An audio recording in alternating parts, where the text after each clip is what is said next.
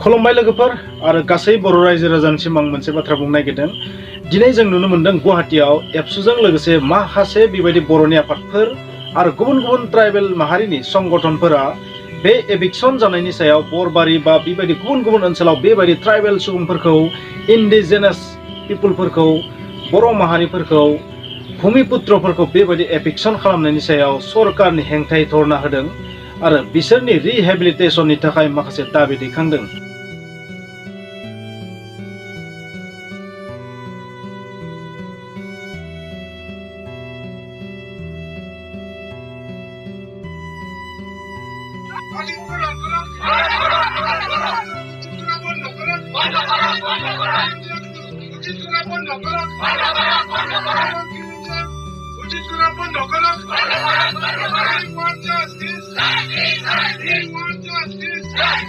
थारैनो बे दुखुनांथाव गैया नङा दङ माखासे बेबायदि ट्राइबेल मन्त्रिफोरबो दं आथिखालाव जोंनि आसाम सरकारनि सिङाव माखासे गेदेर गेदेर बिबानाव दं। नाथाय दिनै जों नुनो मोनदों दुखुनांथाव मोनसे थासारि।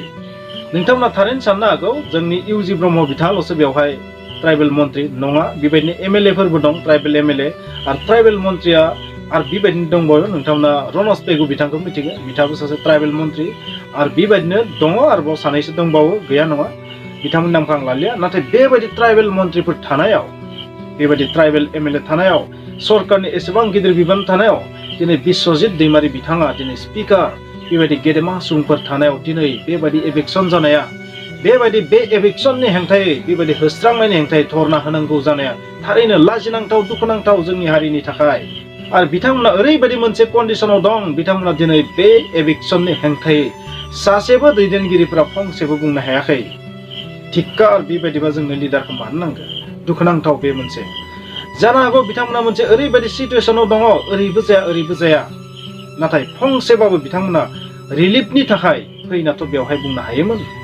पलिटिकेल बाथ्रा बुङाबाबो रिलिफखौथ' बिथाङा होनो हायोमोन।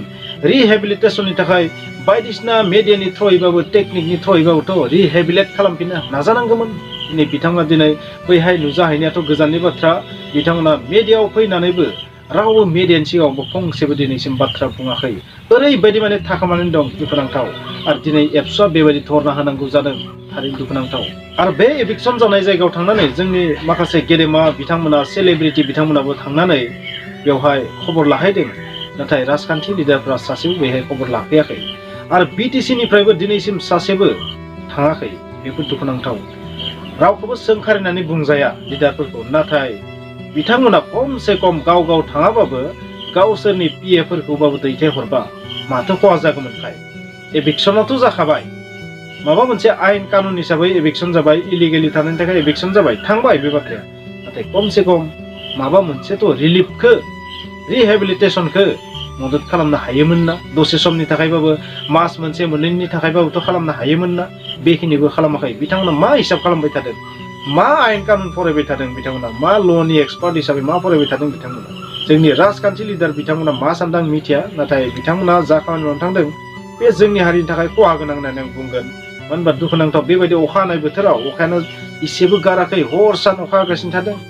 हाब्रुबारियाव हाजोबारियाव बेबायदि दुखुनांथाव थासारियाव संसार जानानै थानांगौ जादों। उन्दै उन्दै गथ'साफोरनि हालोदखौ नुयोबा जोबोरैनो दुखुनांथाव। दिनै बिटिसिनि ठिकादार एस'सिएसन थामहिनबा कन्ट्रेक्टर एस'सिएसननि सेक्रेटारि बिक्रम दैमारी बिथाङा थांनानै बेवहाय इमसनेल माखासे बाथ्रा बुंदों। मा मिथिगौ मा गोरोन्थि मावदों दिनै बे बिनानाव? जों दिनै सानफ्रोमबो बिदिनो होखारजाबाय थागोन नामा?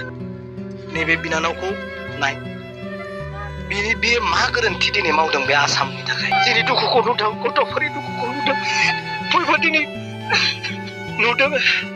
नाथाय बिनि बिकल्प दिनै मा दं? दिनै बे उन्दै गथ'आ मा दाय मावखो, मा गोरोन्थि बियो? दिनै बेखौ सोर लांगोन, सोर फिसिगोन, सोर बहा लाना थांगोन, सोर जाहोगोन उन्दै उन्दै गथ'फोरखौ, बे बोराय बुरैफोरखौ सोर जाहोगोन? दिनै आं दिन्थिनो सानदों नैबे बिनानावखौ नाय, बियो मा गोरोन्थि दिनै मावदों बे आसामनि थाखाय? नोंथांमोना दिनै साननानै नाय, बिसोर उन्दै गथ'फोरनि जिउखौ साननानै नाय, बिथांमोना मा दाय मावदों दिनै बे आसामनि थाखाय? बिथांमोनाबोथ' थांना थानायनि अधिकार दङ। जों दिनै सानफ्रोमबो बिदिनो होखारजाबाय थागोन नामा?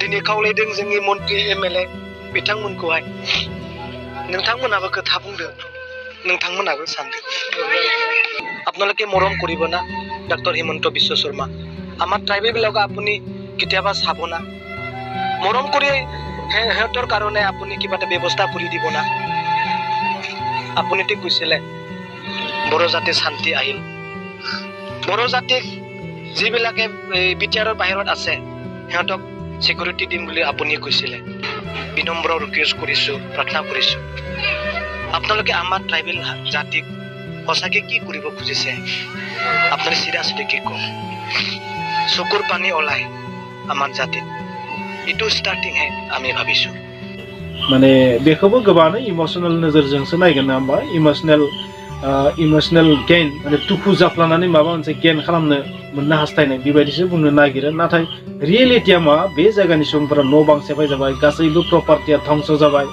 रियेलि डिस्ट्रय जाबाय आरो बिथांमोननि रिहेबिलिटेशननि थाखाय जेबो राहा गैया बिथांमोना हा गैजायै सुबुं साफ्रोमबो बै हा गैजायै सुबुंफोरा दिनै बहा थांगोन खमसे खम गावसोरनि पुलिस अफिसारफोरखौ हगारहरनानै मानसिफोरखौथ' बुजायनांगौमोन ना बैखिनि खामानिखौ मावाखै ना एसपि दैथायहरदों ना डिएम दैथायहरदों रावबोथ' बैहाय थांनानै बुजायाखै बै पाब्लिकफोरखौ जेबो बेबस्थाखौनो लायाखै सरकारा खमसे खम बै दुखु आफादाव गोलैनाय मानसिफोरखौ थांनानै बुजायनायनिबो बेबस्था गैया नामा बे सरकारनियाव मा बुंबावगोन रावानो गैलिया नोंथांमोना माबायदि माने नांगोन बेबायदि नोंथांनि जुदि हुदिया बेबायदि दुखुथिया हालोदाव थायोबा दिनैसिमहालागै एसेबां साननै सानथाम जाबाय दिनैसिमहालागै सरकारनिफ्राय जेबो मोनसेबो स्टेप लानाय नुयैखाय फिन बे भिडिअखौ आं बानायफिनबाय आरो कन्ट्रेक्टर एसोसिएशननि सेक्रेटारि बिथां बिक्रम दैमारिया जाबायदि गाबै गाबै इमोशनेल माखासे सरकारखौ रिक्वेस्ट खालामदों बे थारैनो दुखुनांथाव सासे बर' सुबुङा दिनै सोरबा बर' सुबुंनि थाखाय गाबनानै बेबायदि रिक्वेस्ट खालामनो गोनां बाध्य जादों बिथांनि पलिटिकेल बेकग्राउन्डखौ नोंथांमोना दानाय